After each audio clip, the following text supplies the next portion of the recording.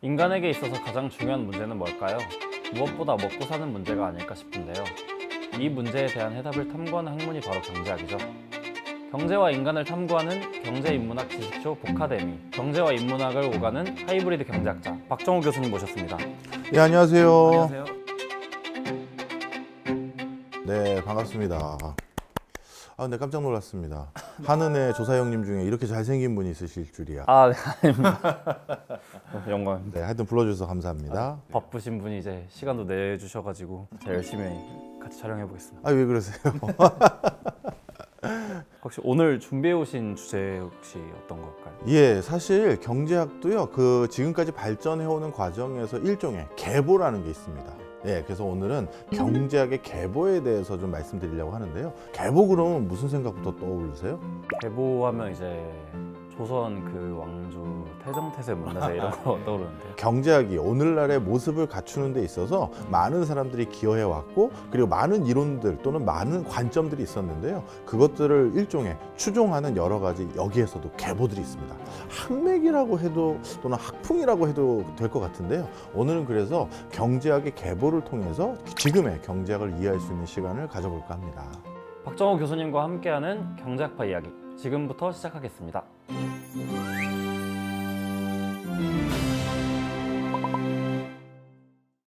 네, 사실 경제학을 처음 얘기할 때는 18세기 중엽부터 말을 해야 될 것 같습니다. 바로 영국을 중심으로 이제 그 당시 산업혁명이 시작됐고요. 그러다 보니까 기계가 도입됐고 산업 현장에서 이제 체계적인 분업화가 일어나기 시작했어요. 그러면서 뭔가 새로운 경제 현상에 대해서 하나하나 설명을 해줘야 될 어떤 타이밍이 도래했는데요.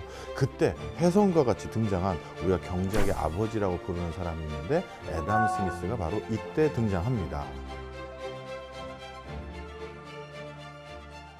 음악에서 모차르트, 미술에서 이제 피카소처럼 경제학에서 빼놓을 수 없는 인물이 바로 애덤 스미스잖아요. 애덤 스미스 하면 또 국부론, 또 보이지 않는 손, 저도 그거 수도 없이 많이 들었거든요. 그렇다면 그 경제학의 기틀을 만든 애덤 스미스라는 사람은 대체 어떤 사람인가요? 네, 연도는 찾아왔습니다. 1723년 스코틀랜드에서 태어났는데요. 이분 아버님도 어떻게 보면 일종의 어떻게 보면 경제를 좀 이해할 수 있는 분야에서 일을 하셨었어요. 바로 세관원으로 근무를 하셨었거든요. 그러다 보니까 국부론의 상당 부분이 대외 교역, 무역과 관련된 내용도 상당히 많이 집필을 할 수 있었던 배경이 아버님이 이런 세관원으로 일을 하셨기 때문에 그런 쪽에 대한 이해도도 상당히 깊을 수 있었던 것으로 보여집니다. 하지만 아버지를 직접적으로 보지는 못했을 거예요. 왜냐하면 태어나시기 전에 돌아가셨거든요. 그래서 아버지가 세관원으로 일했던 여러 가지 내용들, 그럼 세관원은 뭐지? 이런 걸 이제 듣게 되면서 아마 그런 이해를 좀 가졌을 거라고 보고요. 아버지가 일찍 돌아가셨음에도 불구하고 애담 스미스는 굉장히 풍요로운 가정에서 성장을 했습니다. 이 때문에 어린 시절에도 특히 두뇌도 뛰어나가지고요. 다양한 뭐랄까요? 좋은 학습 환경에 노출됐었다, 이렇게 말씀드릴 수 있는데요. 애담 스미스가 대학을 간 나이가 그래서 굉장히 일러요. 몇 살이라고 생각하세요? 한 18살 정도 아닐까요? 그래도 좀 일찍 잡아주셨네요. 예, 애담 스미스가 그래스코 대학을 진학한 나이가 14살입니다. 예, 굉장히 총명했던 것 같아요. 그리고 그 뒤에는 옥스퍼드 대학교에 또 진학을 해서 계속 장학생으로 들어가서 공부를 계속 했는데요. 그리고 나서 그의 나이가 이제 53세가 됐었던 1776년 국부론이라는 걸 출간하면서 훗날 경제학이라는 학문의 아버지로 우리가 지칭되게 됐죠. 국부론은 대체 어떤 내용이길래 아직도 회자되고 있는 건가요? 사실 국부론이라고 하면 제목에서 그 책이 무슨 책인지 드러나요. 국부, 국가가 어떻게 부를 창출할 수 있을까에 대해서 논의하는 책이었는데요. 이런 논의를 갑자기 책으로 집필하게 된 배경이 있는데, 그 당시 유럽 사회를 아주 팽배하게 지배하고 있던 경제적인 시스템이 있었습니다. 그거를 좀 문제의식을 제기하기 위해서 쓴 책인데요. 그 당시 유럽이 중상주의라고 해서 그 경제를 누가 결정하냐 하면 중앙 왕권, 중앙 집권화되어 있는 일종의 왕권이 경제의 일반적인 상황을 하나하나 다 결정하는 의사결정이 다 거기 있었어요. 당시 애담 스미스는 이 중상주의가 가지고 있는 여러 폐단에 대해서 문제점을 많이 인식하고 있었던 것 같아요. 그래서 중상주의를 비판하면서 그러면 그거가 아니면 뭘로 국가가 계속 발전할 수 있는데 그 대안을 제시해야 되잖아요. 그 대안을 제시할 때 가장 중요시 여겼던 개별 경제 주체들의 자유로운 의사결정. 이 의사결정이 오히려 국가가 더욱더 부자가 될 수 있는 길이다라는 걸 굉장히 논리적이고 치밀한 어떤 기술 이런 것들을 통해서 설득력 있게 제시했던 게 바로 국부론입니다.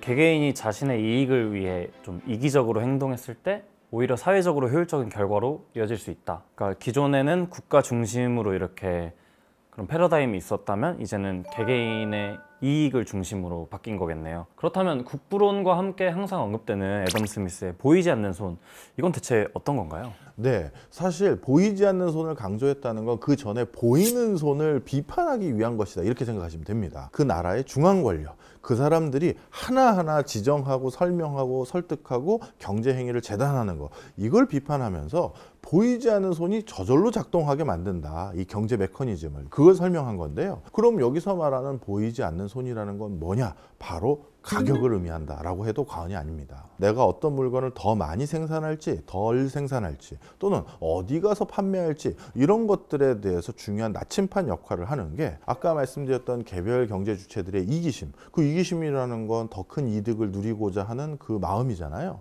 그 더 큰 이득은 당연히 더 비싼 가격, 그리고 더 제값을 받을 수 있는 곳, 이런 거겠죠. 따라서 가격이라는 이 기능이 보이지 않는 손에 작용을 해서 전체 경제에 어떻게 보면 흐름을 그리고 효율성을 높일 수 있다. 가격을 바탕으로 의사결정 내리는 것만 있으면 충분하다는 얘기는 정부나 소수 거대 자본이 결탁해서 우리들에게 이래라 저래라 하지 마시오라는 그런 내용도 암묵적으로 포함되어 있는 것이죠.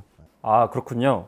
그렇다면 애덤 스미스의 이런 사상이 각광받던 당시의 시대 상황은 어떤 상황이었나요? 예, 당시는요, 산업혁명으로 인해서 상업자본주의에서 산업자본주의로 변화되는 그 초기였다, 이렇게 보시면 되겠습니다. 그 당시에는 인구도 좀 많았었고요, 경제활동, 즉 생산활동도 크게 증가하던 어떤 초창기의 모습이라고 보시면 되겠는데요. 그러다 보니까 이렇게 물자가 풍요로워해졌던 가장 근원적인 원리가 뭔가를 봤더니 애덤 스미스가 보기에는 우리 같은 불특정 다수의 사람들이 조금 더 부자가 되기 위해서 조금 더 자신의 경제활동을 효율성을 높이기 위해서 활동했던 그게 제일 중요한 것이었고, 그것만 있으면 경제가 계속 발전하네. 국부로는 그런 관점에서 지필되었다, 이렇게 보시면 되겠고요. 이전까지 그냥 그 경제의 가장 그 중요한 핵심 권력을 가지고 있었던 오히려 왕권이나 거대 그 귀족의 권력층, 이런 것들에 대한 어떤 비판적인 인식, 요거만 가지고 있었다 해도 과언이 아니겠네요.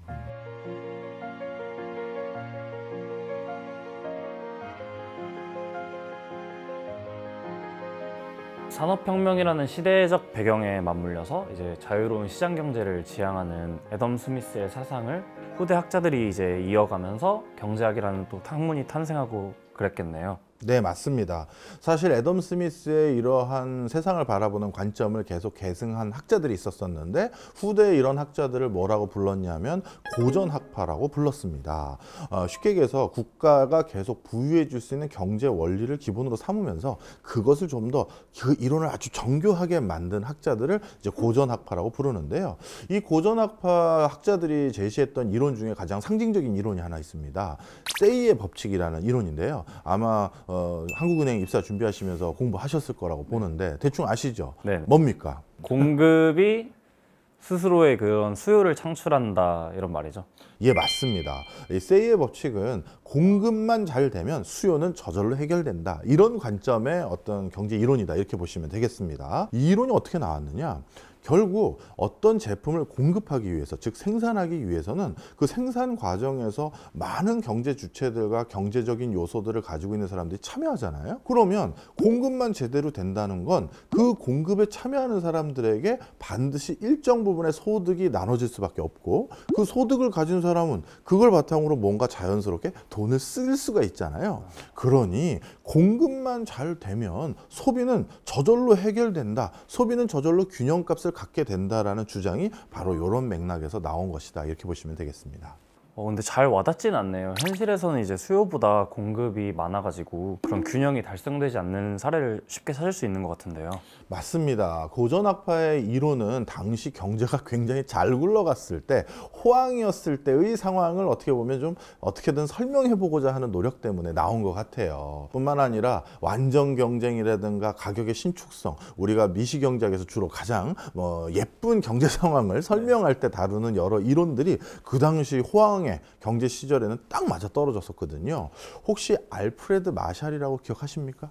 아, 네. 그 미시경제학의 창시자라고 알고 네. 있습니다.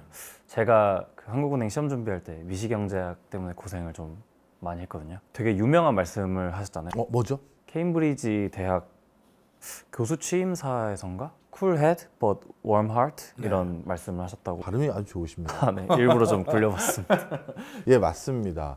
냉철한 두뇌와 따뜻한 가슴, 경제학자들이 가져야 될 중요한 덕목이다라고 하면서 이제 말씀해 주셨던 것으로 저도 그렇게 들었는데요. 알프레드 마샬 이전과 이후는 조금 이론이 크게 진일보하게 바뀌었습니다. 고전학파들은 모든 상품이 결국 모두 소비되기 때문에 시장은 자연스럽게 균형을 이룰 수밖에 없다. 이런 설명이 줄을 이뤘었죠. 하지만 마샬부터는 이제 수요와 공급이 맞은 시점에 수요 공급 법칙이라고 예전에 배웠었죠.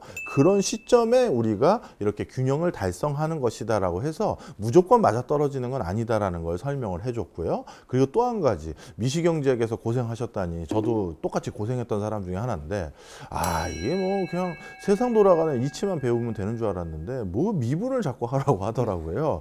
그 이유들 중에 하나가 바로 하한계 효용, 하한계라는 개념을 처음으로 경제학에 도입한 분이 바로 알프레드 마샬입니다. 한계 효용이라면 이제 그런 거잖아요. 어떤 상품을 소비할 때 한 단위 더 소비하면서 만족도가 이제 얼마나 더 있는지. 그러니까 뭐 짜장면을 처음에 한 그릇 먹을 때는 이만큼 만족을 했는데 두 그릇, 세 그릇 먹을 때는 점점 더 만족을 못하고 배부르거나 그런 이유로 좀 한계 효용이 감소한다. 뭐 이런 말을 많이 들어봤거든요. 네, 맞습니다. 지금 정확하게 설명을 해주셨는데요. 이 한계라는 단어는 쉽게 얘기해서 영어로는 마지널이라고 부르는데 경제 행위를 한 단위 더한다 이런 의미라고 생각하시면 아주 쉽게 이해가 되실 것 같아요. 그러니까 방금 말씀해주신 것은 경제 행위를 한 단위 더함으로 인해서 우리가 느끼는 편익이 그때그때 조금씩 달라지잖아요. 그런 것들을 설명하기 위해서 한계 효용, 한계 편익 이런 것들을 우리가 개념적으로 활용하고 있고요. 또 우리가 경제 활동을 하는 데는 똑같이 비용이 또 들죠. 그러다 보면 이제 경제 활동을 한 단위 더하기 위해서 치러야 될 비용은 한계 비용이 될 것입니다. 바로 이렇게 우리가 어느 경제 활동을 어느 수준까지 할 것이냐를 결정하는 데 있어서는 바로 한계 비용과 한계 편익 이 두 가지 개념을 바탕으로 편익이 더 크면 비용보다요 한 단위 더 하는 거고, 반대로 비용이 더 커지면 이제는 그 행위를 더하면 손해가 되니까 안 하게 되는 것이죠. 그래서 이전에 고전학파에 비해서 경제 활동에 대해서 아주 정밀하게 어느 단위까지 어느 순간까지 그 경제 활동을 했느냐 안 했느냐를 이렇게 설명해주는 한계 이론의 창시자가 알프레드 마샬이고요. 뿐만 아니라 앞서서 말씀드렸던 이제 경제 활동의 균형이라는 건 수요와 공급이 맞아떨어지는 그 순간에 달성된다라는 어떤 그런 개념 속에서 수요 함수, 공급 함수의 개념을 명확하게 제시했던 분이 또 알프레드 마샬입니다. 이 알프레드 마샬 이론을 계승하고 그 뒤에는 고전학파의 어떤 이론이 쉽게 얘기해서 레벨로가 더 올라갔을 거 아니겠습니까? 그런 사람들을 신고전학파라고 또 부르죠. 그래서 알프레드 마샬은 고전학파를 더 업그레이드한 대표적인 학자입니다.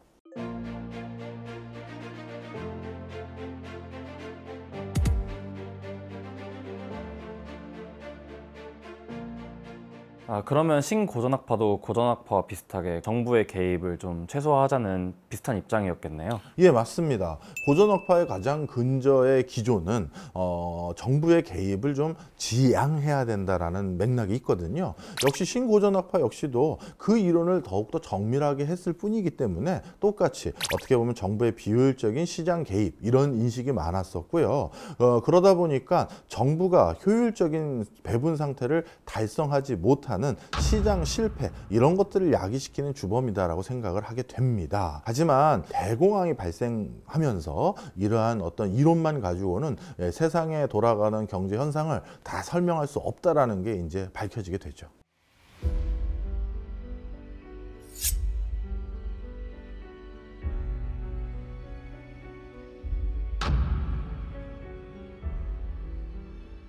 자, 그래서 좀 전에 화면에서 보신 것처럼 1929년 드디어 미국에서 대공황이 발생하죠.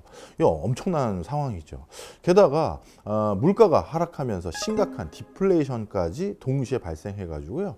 이런 미국발 대공황이 여기저기 전 세계에 추가적으로 더 경제에 악영향을 미치는 요소로 확산됐죠. 그럼 대공황 이전까지는 이제 고전학파 이론이 자리를 잡고 있었을 텐데 시장이 알아서 균형을 찾는다, 뭐 공급이 늘어나면 수요가 알아서 따라온다, 이런 기존 이론으로 대공황이 설명이 안 됐었겠네요. 네, 안 된 것도 있지만 더 큰 문제가 생겼습니다. 이렇게 경제가 극심하게 어려워진 경우는 사실 근래에 보기 힘들었었을 거예요.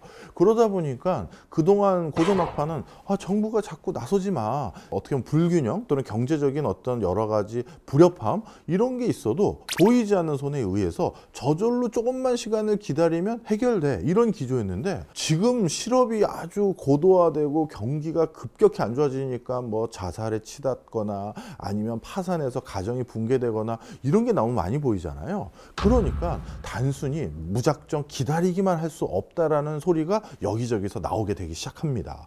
바로 그때 이거 가만히 보고 있을 게 아니야 라고 하면서 새로운 경제적 대안을 제시하기 위한 학자가 나왔는데요. 바로 전설적인 경제학자죠. 저도 참 좋아하는 분인데 영국이 배출한 최고의 경제학자 중에 하나인 존 메이너드 케인즈가 바로 이때 등장합니다.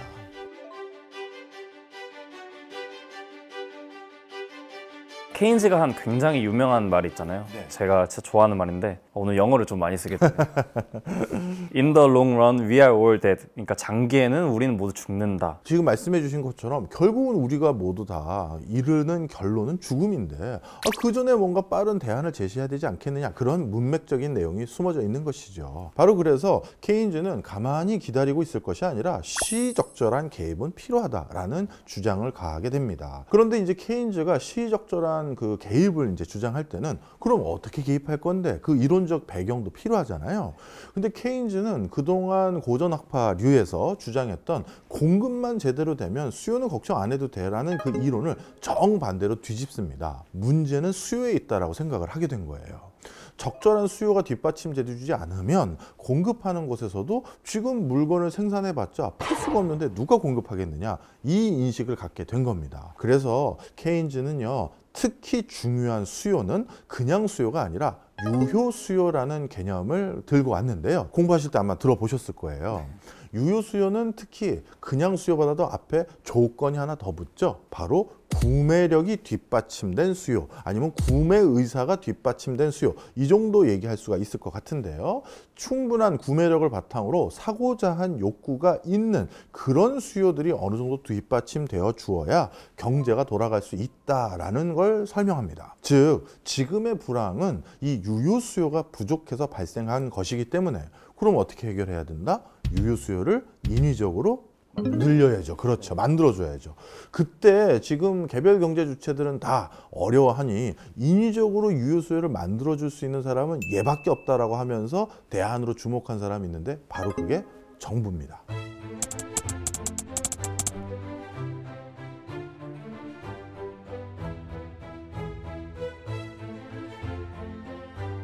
한마디로 이제 정부가 적극적으로 시장에 개입하라는 거네요. 실제로 이제 당시에 미국의 루즈벨트 대통령이 이런 케인즈의 주장을 받아들여서 뉴딜 정책을 실행했지 않습니까? 아직도 경기가 안 좋으면 가끔 뭐 이런 뉴딜 정책을 모티브로 한 다양한 정책 대안들이 등장하기도 하더라고요.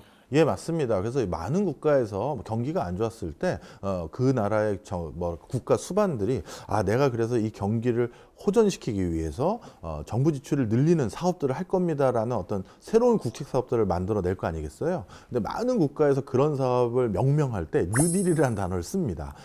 쉽게 얘기해서 뉴딜은 방금 말씀드린 것처럼 경기를 다시 좋게 만들기 위해서 정부의 막대한 재정 사업을 통해 경기 회복에 시드머니를 제공해주는 사업들을 통칭해서 뉴딜이라고 부릅니다. 자, 그런데 여담인데요. 사실 뉴딜 정책에 대한 평가는 아직도 좀 갑론을박은 솔직히 있습니다.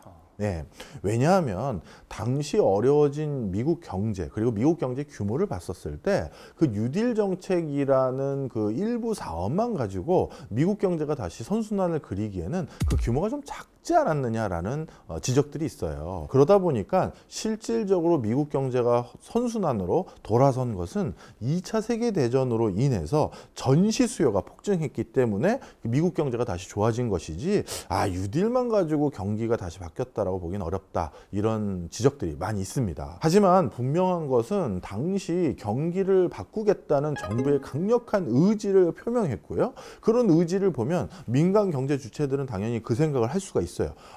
이제 정말 정부가 저렇게까지 노력하니 경기가 좋아지겠는데 하면서 경제를 대하는 태도가 좀 바뀔 수 있겠죠. 그런 것들로 인해서 어느 정도 경제가 다시 좋아지는데 중요한, 어떻게 보면 디딤돌은 됐을 거 아닌가, 이런 생각은 해봅니다. 그럼 이렇게 대공황을 극복하는데 혜성처럼 등장하는 케인즈는 대체 어떤 인물이었나요? 네, 뭐 정말 금수저였습니다. 1883년 영국에서 태어났고요. 아버님도 저명한 경제학자이자 뭐 논리학자 이렇게 부를 수가 있고요. 어머님은 시의원이었어요. 부모님 직업군 보셔서 아시겠지만 잘 사는 집이었겠죠. 그래서 본인은 어렸을 때부터 상당히 다양한 뭐 어떤 학문적인 탐구를 자연스럽게 할 수 있는 뒷받침을 많이 받았고요. 그래서 제일 처음 학자를 할 줄 알았는데 아마 케인즈의 이론에서 정부의 역할을 중요하게 생각하게 된 발로가 케인즈의 첫 번째 직업 때문이었던 것 같긴 한데요. 첫 사회생활은 공무원으로 시작했습니다.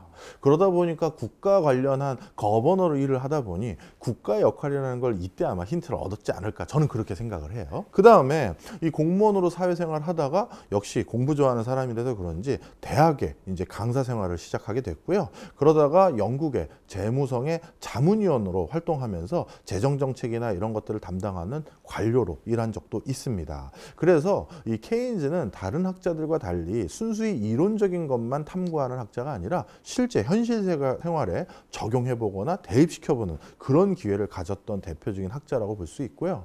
특히 2차 세계대전 이후 전 세계 어떻게 보면 뭐랄까요, 국제사회에 어떤 룰을 세팅하는데 또 현격한 기여를 했던, 아이디어를 제공했던 학자가 케인즈입니다. 그러면 케인즈 이전에는 개개인의 경제 주체가 시장에서 어떤 경제 활동을 하는지 분석하는 그런 미시경제학 분야가 중심이었다면, 케인즈 이후에는 국가 경제의 움직임이나 정부가 어떤 정책을 펼쳐야 하는지 그런 논의하는 거시경제학으로 경제학이 새 지평을 열었겠네요. 예, 맞습니다. 케인즈가 주장한 사상들을 케인즈주의 또는 케인즈 학파 이렇게들 부릅니다. 그런데 이걸 또 수정 자본주의라고 하는데요. 예전에는 정부의 개입을 지향했었던 데 반해서 이 수정 자본주의는 총수요 정책이라고 해서 정부가 적절한 시점에 적절하게 개입하는 것은 필요하다, 이런 맥락을 가지고 있는 이론 또는 개념들이고요. 이 주장을 계승해서 발전시킨 그 학자들을 통칭해서 케인즈 학파 이렇게 부르게 되는 것이죠. 실제로 1950년부터 1973년까지 세계 경제에는 정말 이 케인즈 이론에 기반한 여러 가지 또 다른 해법들이 같이 있다 보니까 유례를 찾을 수 없을 정도의 고도 성장을 거뒀죠.